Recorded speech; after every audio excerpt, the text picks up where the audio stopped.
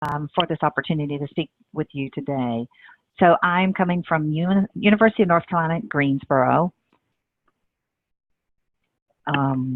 Let's see, there we are. A little bit about the UNC-Greensboro. We are a medium-sized institution. We're not really big, we're not really small. This is our Carnegie classification, so we do have a research-intensive university, and a little bit about our collections. And then want to talk about our two approaches to help students with textbooks. And wanted to find out in chat if anybody else has programs they're doing in their university or their setting, wherever you are. Just wanted to see how many might have programs going already, and who is doing something. So if you have anything, just click it into the chat box and let me know. Okay, app has a rental program. Great.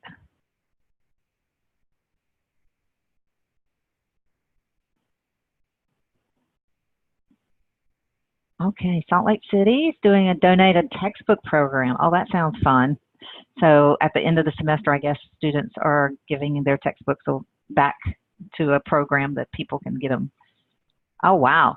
Save students. The rental program at App State saves money. And builds, oh, Aaron says builds up your course reserves. That's a great way to do it. That's very, I think, I love the outside the box thinking on those. Awesome. Anybody else? I'll give a second more. Okay, so, we've got Kentucky Community and Technical for about 3 years doing rentals. Oh, great. Good, good, good. Wonderful. I like your H. Huntsman's name. That's fun. So I want to talk today a little bit about what we're doing at UNC-Greensboro that you might, could possibly do at your institution, or, or something like it. And definitely these slides will be available for you to use afterwards. So the two approaches we have are provide mini grants for faculty to change their course from using an expensive textbook. So we're saying we're not saying just you only can use OER materials, but also low cost or less expensive products, plus library resources. Because the libraries that you are at, they spend a lot of money on collections and ebooks and databases. So we try to help faculty find those resources to use. Then we also have another approach going on where we identify and purchase ebooks from the course adoption textbook list that have no restrictions. So I'll be talking about both of these today. So, but first, why did UNCG decide to do this? Okay. Come on, there we go. Some of you may have seen these slides before, but if not, there have been many studies done talking about how much textbooks are costing this day and age. And as you can see from the graph, that textbooks are costing 812% more than they were back in the 70s. And that's even more than healthcare. And we know how much healthcare has gone up. So it's seeing this graph always reminds me of how much they really have come up. And plus, we also, this other graph shows you, or illustrations talk to you about what the student is coming home with after being in college. They could have loans that are up to 5 figures in debt.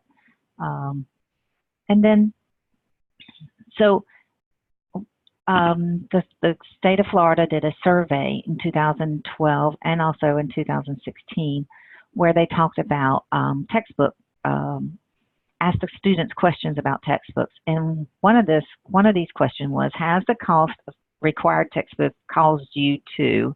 And as you can see, almost over 60-some% said they didn't buy the book. And almost 49 to 47% said they took fewer courses. And then, also you can see they dropped a course, they failed a course. If you didn't get the textbook, you're definitely not going to do as well. And these figures are pretty the same across these 4 years of the study. And so for us, UNCG, where our faculty and our institution is really focused on student success, and one of the ways to do that is to make sure they are equipped when they come to school. So this is why affordability matters. Of course, cost of inflation is growing. Students drop a course. The annual cost for students sometimes can average, $1,000 to $1,500, just depending on where you are and what kind of courses you're taking. For instance, a lot of students are stopping taking STEM courses because the textbooks in the sciences are so expensive and they can't afford them, so they end up going a different route to get a degree. So another area that we're really pushing at UNCG is also open educational resources. So if you're not familiar with these, and I'm sorry if you have, if you've heard this before, I just want to go over this real quickly. The definition of open education resources is teaching and learning resources that reside in the public domain, and they have released the intellectual property that permits people to use it freely and repurpose it. So this is the definition of what an open education resource is. So what does that mean? Typically, the open education resources have a framework, 5 R's they call them. Retain. So if it's free and available online, you can retain it and you don't have to give it back. As the rental services, you always have to send back that e-textbook or textbook. You can reuse it. A faculty member can say, oh, I like this part, but I don't like this part, and they can reuse it and come up with something else. Revise the same way. They can remix it.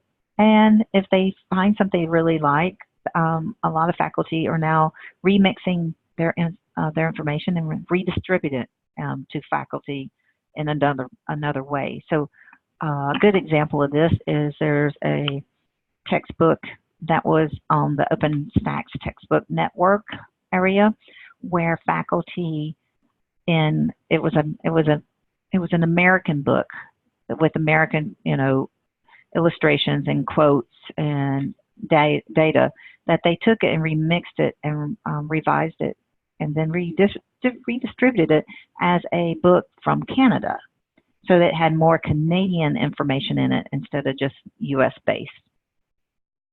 And so OERs can include a lot of things. They can include, of course, the textbooks that we've been talking about, but also software, calculators, analytics, anything, even syllabi, lots of different things and places you can find this information.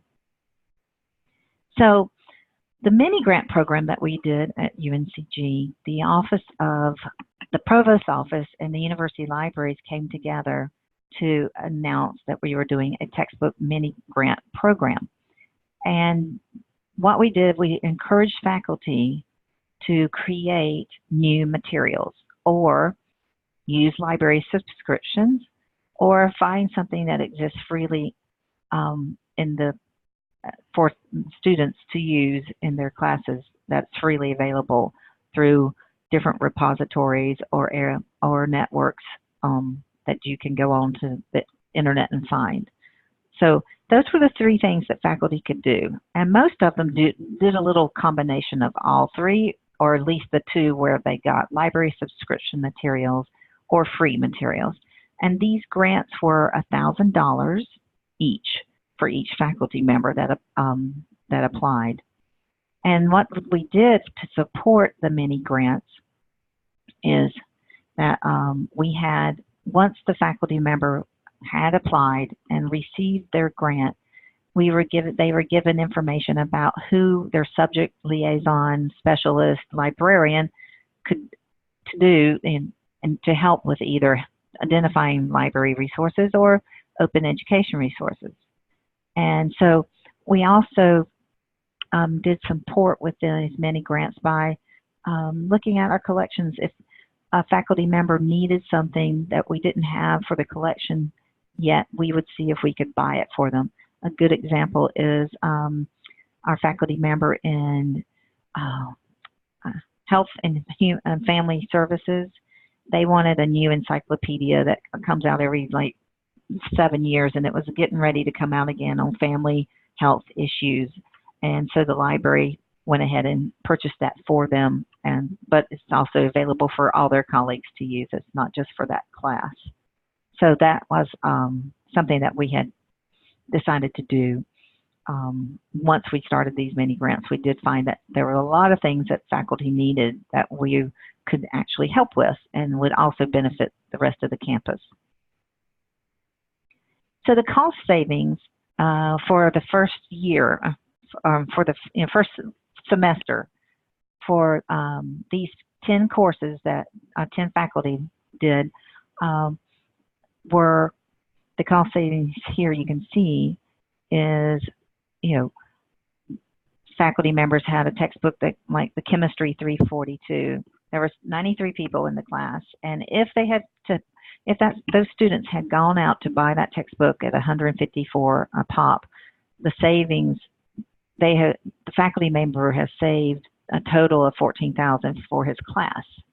So we've looked at this kind of cost savings benefits, and these are things that you can show your provost or your president of your college to say, this is really, if you give money to creating a mini grant program, then you also can, you can show a return on their investment that is pretty good.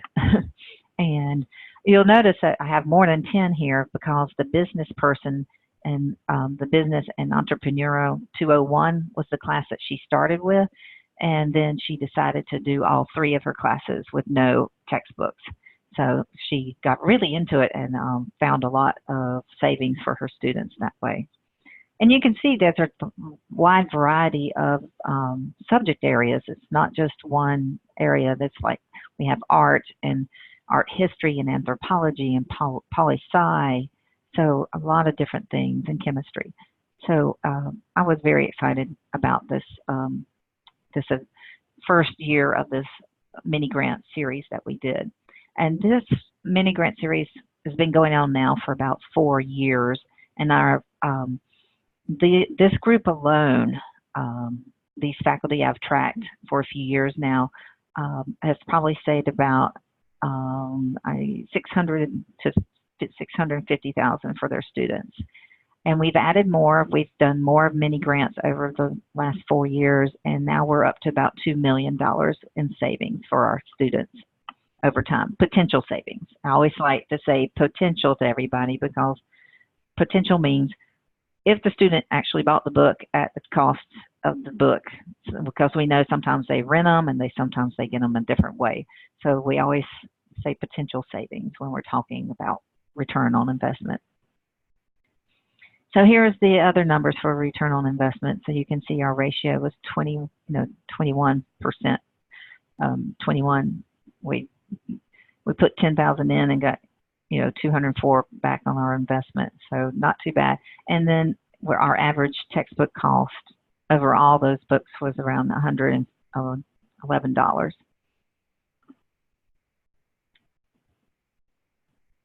So when talking with faculty, typically what I do is once they get their mini grant, I set up appointments with them to talk about what they need, what the support from the library can do, because we just don't want to give them the money and say, go do it, and not worry about, if they actually are doing what they say they're going to do or if they need help with something. So we've set up the liaisons, make sure that they're available to talk to them, the IT people are available to talk to them and be supportive, and then I'm there to do some background and see what's, if there's anything besides, resources that they're different than what they might need. And so this time I was talking to faculty, and a good example, the first one is I had somebody that wanted to use a product called Bio Beyond, which is a software package that could cost the students $20. And this is for a non-majors biology class. So the biology class textbooks typically for non-majors were running 200 to 250 depending on the publisher. And so she really wanted to use Bio Beyond, but had a click wrap license to it. And that means that it's one of those that you click, you have to say, I accept the terms. We do it all the time on our cell phones when we're setting up or for you trying to use a Wi-Fi network or something like that, you always accept. So, but at UNCG, then you can't do that unless you get permission from UNC Council. And so she was having a hard time getting it through the council area. And so I used my contacts to help her get that taken care of. And then the other thing that came up was when I was talking to the math department about what they wanted to do. They were like, we need server support for low-cost homework option. They have a homework, Pearson has a major homework option available for for students, but it costs the student like $150. And so the math department decided to use some of their funding that they have through the library book fund to pay for a server support. And that means that it's an open access server, not a server, but an open access software package that the faculty decided to use. And we pay for the support on campus to maintain the server and load it onto theirs. So that's been a win-win for us. And then I already talked about the Encyclopedia of Family Studies that we purchased. And then the other thing we did is just to see with the Spanish department what they could do to have access to a software package called Campus Diffusion. It's an online Spanish tool for and it costs, if the students have to get it, it costs the students probably around $3 or $5 a month to use it. And that's a lot cheaper than the Pearson books that are going for, $300 for an access code. So we've been doing a little bit of different things with our support, not just the little mini grants.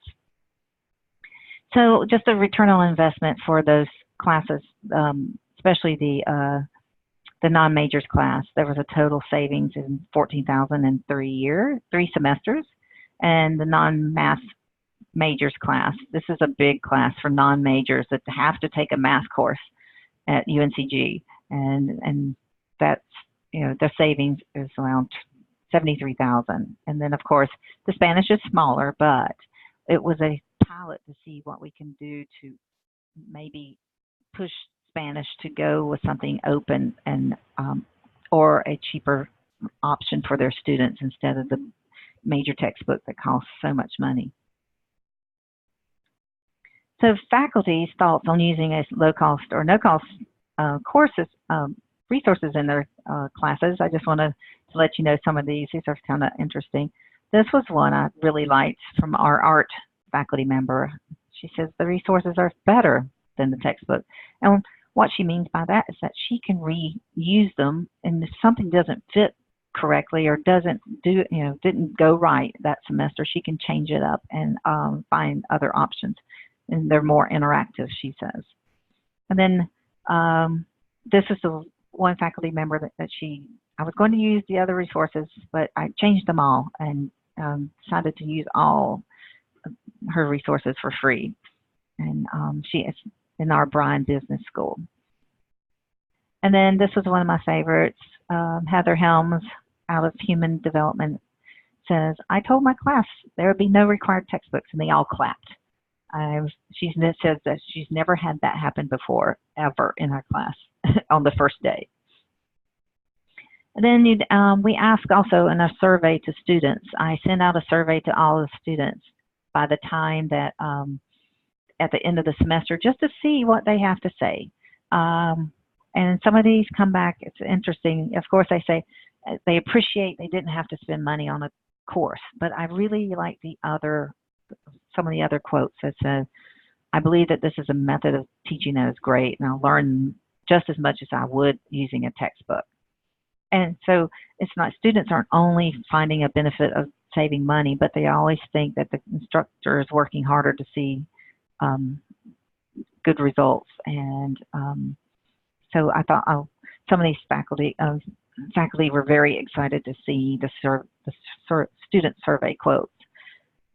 Also, I did have this past semester a quote from a grad student, because we had given out some mini grants to graduate courses, because we know grad students are just having their difficulties paying for everything too, because they're trying to work and go to school and have a family. One student quoted saying, I quit my job to come back to go to school and social work, and I am so thankful that you did not have us pay for a textbook for this semester. It was really helpful to not have that burden when I started school. And so it's not just the undergrads, it's also grad students that are grateful.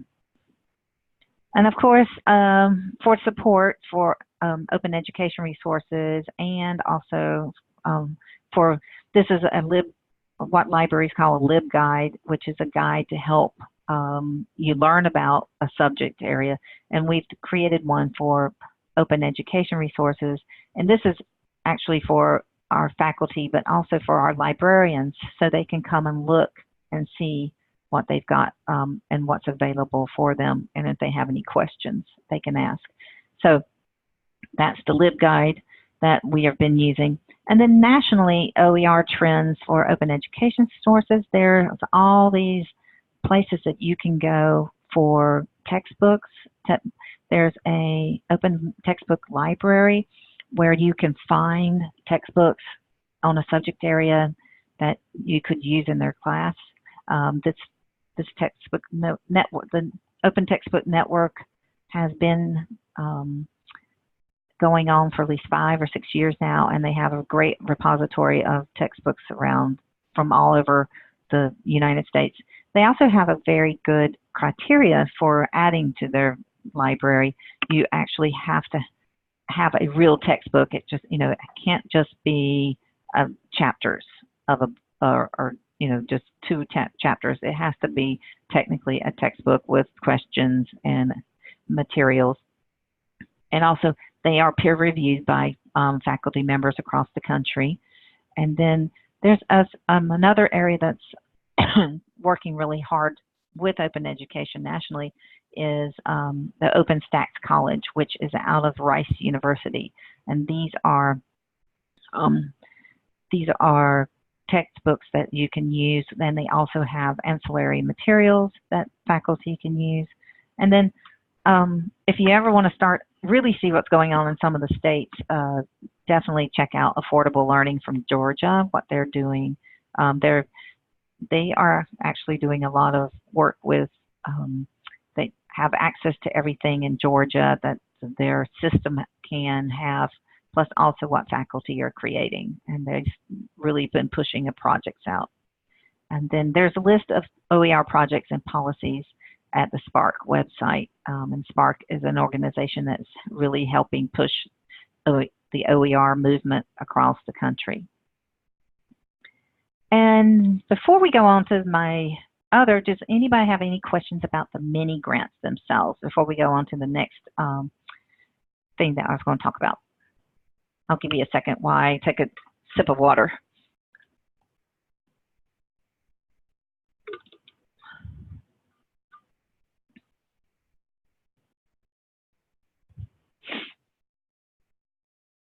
Is anybody doing a mini grant program at their place?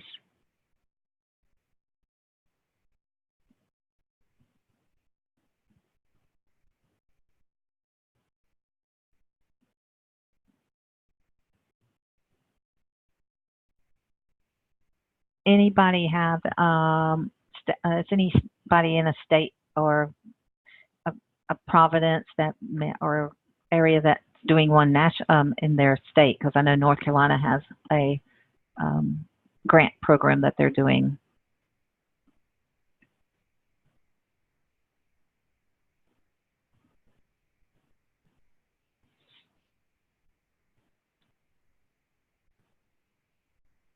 Well, if you come up with any questions, please feel free to go ahead and type them in, and I'm sure Kelly will keep an eye on them while we're talking, but please feel free to ask anything.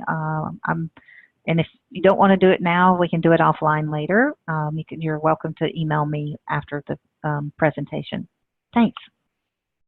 So I'm going to go on to our next initiative that we have going on. It's called Course Adopted e-textbooks.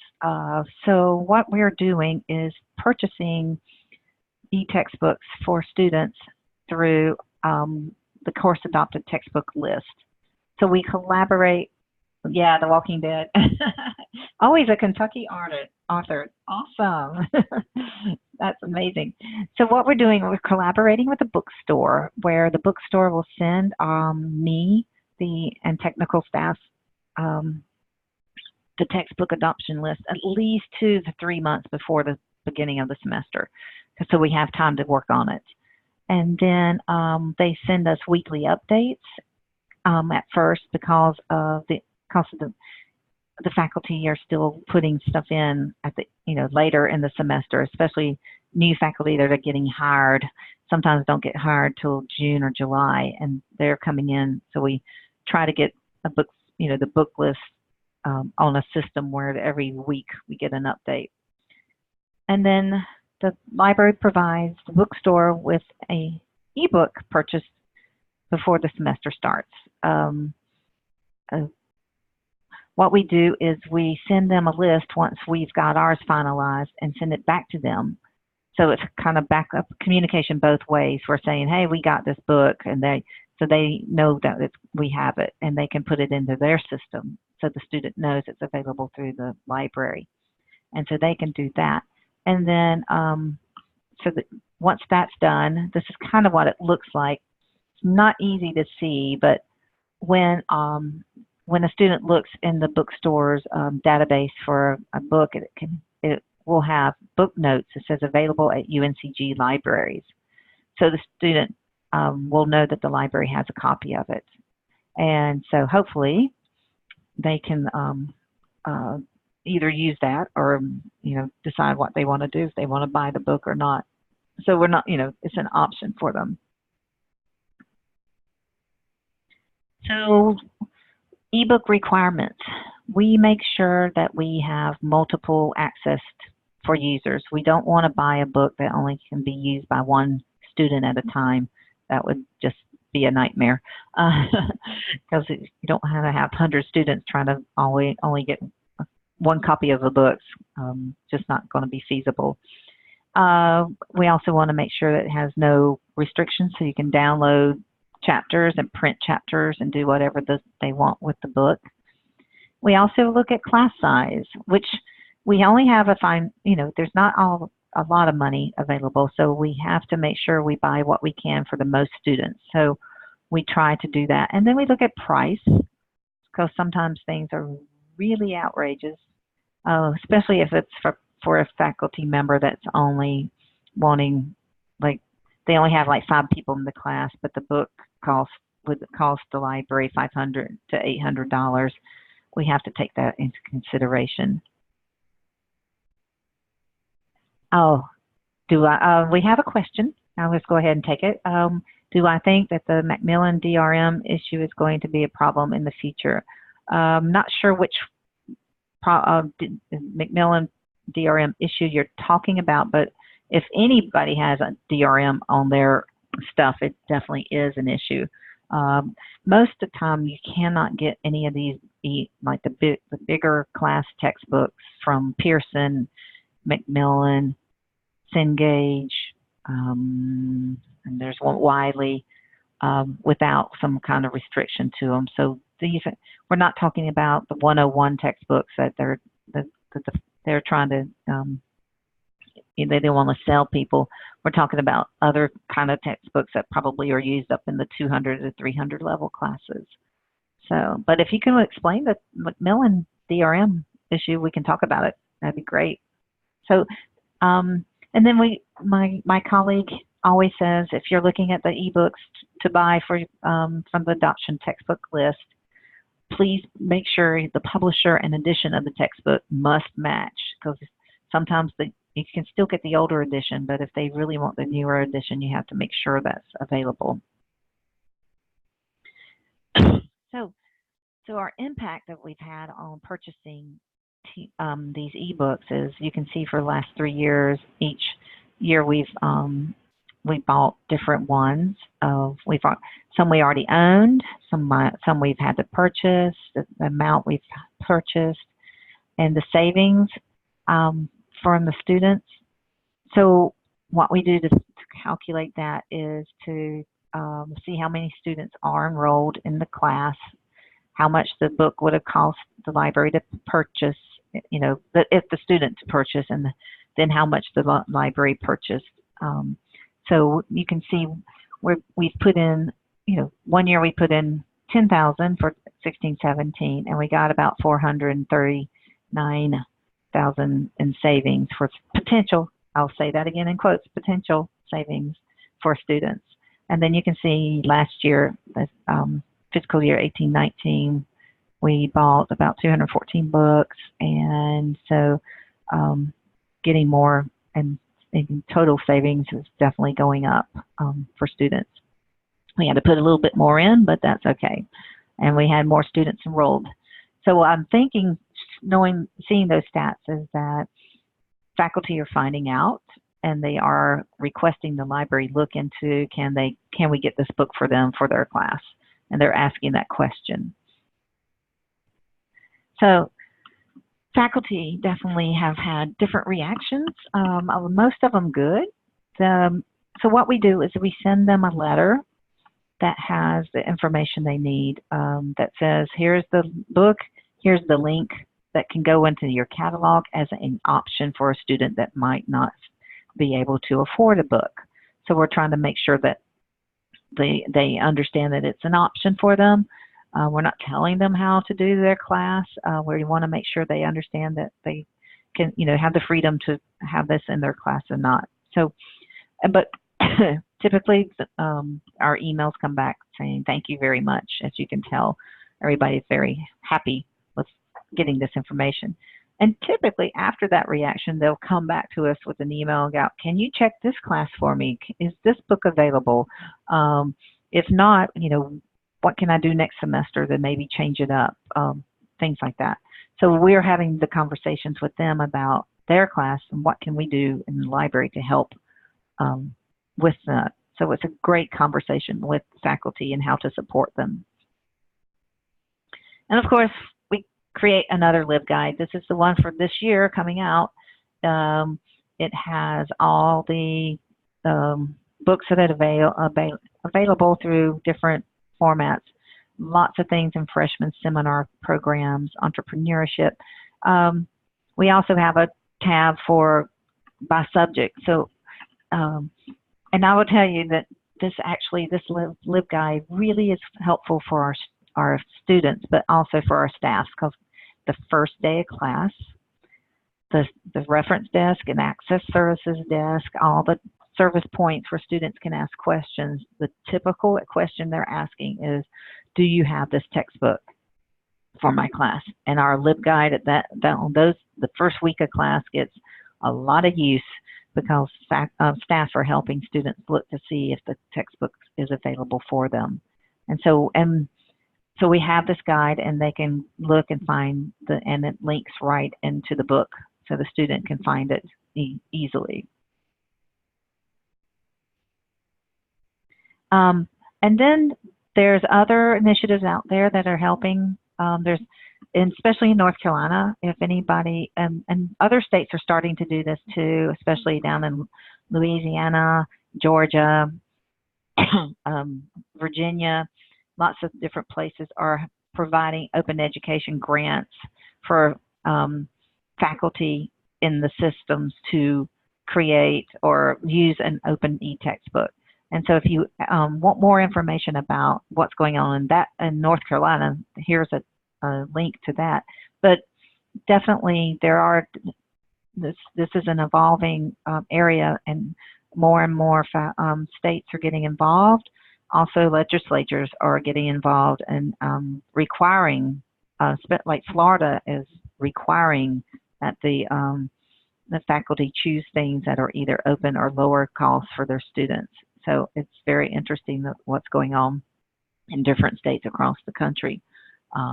So if you want to know more about that, the link to Spark that I had up earlier on the screen is a really good place to go to see what's trending in those areas. And so I want to open it up for questions, and hoping somebody has some questions. If you want to know anything about the workflow, let me know about how this works in tech services. We can talk about that a little bit.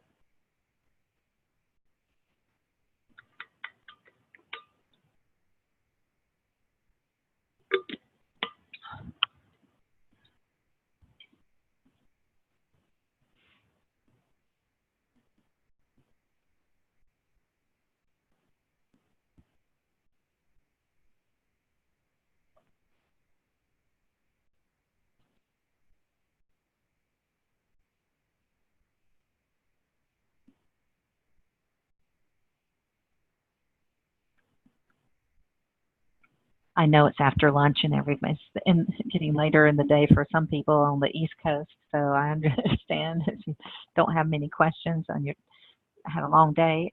Kelly, is there any other topic you want to talk about in this space that we can discuss?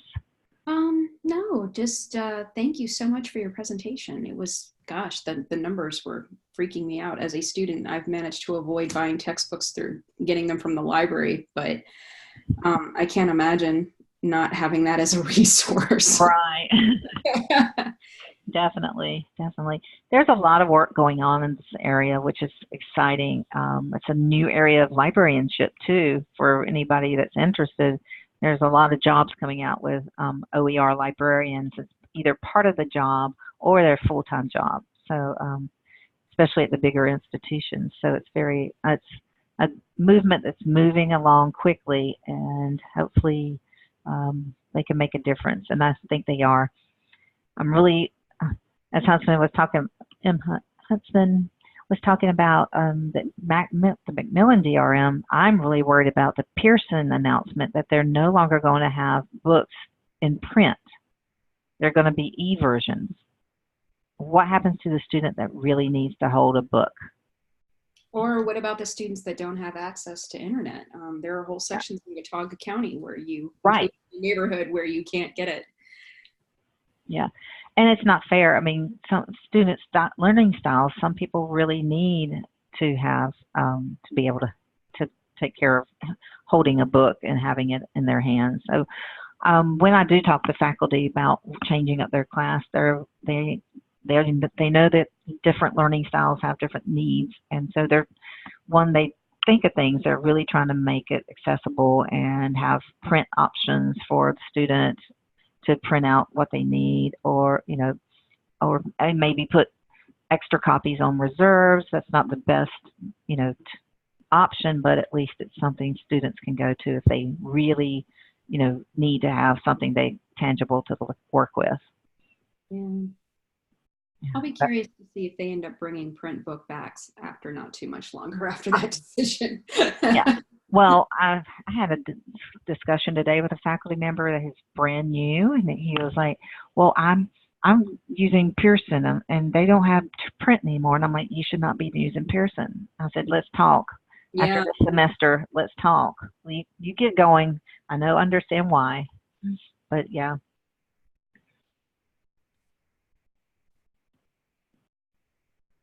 Yeah, it's the same in North Carolina. Yeah. Absolutely. It's interesting. My daughter is 14 and entering high school, and they're handing her a Chromebook. And I said, why are you giving her a Chromebook when you know that she and several students in the high school don't have access to internet? Are you planning on putting internet in the neighborhoods? And they said, not that we know of. We're just being told that this is what we need to do. Yeah. So I know that there's a school district I just heard this morning. I don't remember where, because it was like, you hear these things while you're getting ready in the morning. And I just could not remember where, but they're putting internet everywhere in where their students are located, like through the town and everywhere. But yeah, that's the rarity. There's still so many that don't have internet available. Some people just take it for granted. Yeah. Well, when you live in Raleigh and you got high speed, I guess you just assume everybody else does. Yeah. Yeah.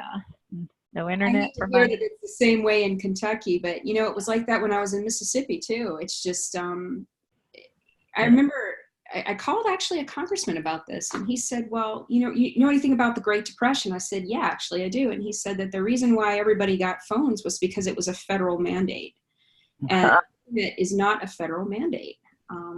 I think President Obama actually talked about it, but it never kind of went through. And so until it's a federal mandate, they don't have to put internet in every rural area in every town. No. Yep. And yet, Ben, you prove a good point. Even folks in Watauga County that have it, the mountain geography, we've got folks who have dial-up. We have folks that some who don't have it at all. So you move there to live there because it's beautiful, but you are literally cut off. Yeah. So great. Well, some of our students got to down. They go to McDonald's. Yeah, I hit the Starbucks Wi-Fi myself. Oh, I didn't realize that, Ben, that the towns are not allowed in North Carolina to do their own. Huh. That would be a good thing to change. But first we need the budget fixed, then we can talk about it. Oh, and so many other things, which... Yeah, definitely. But yes, so if anybody wants to reach out and talk, I've got my email up there. That's Beth_Bernhardt@uncg.edu.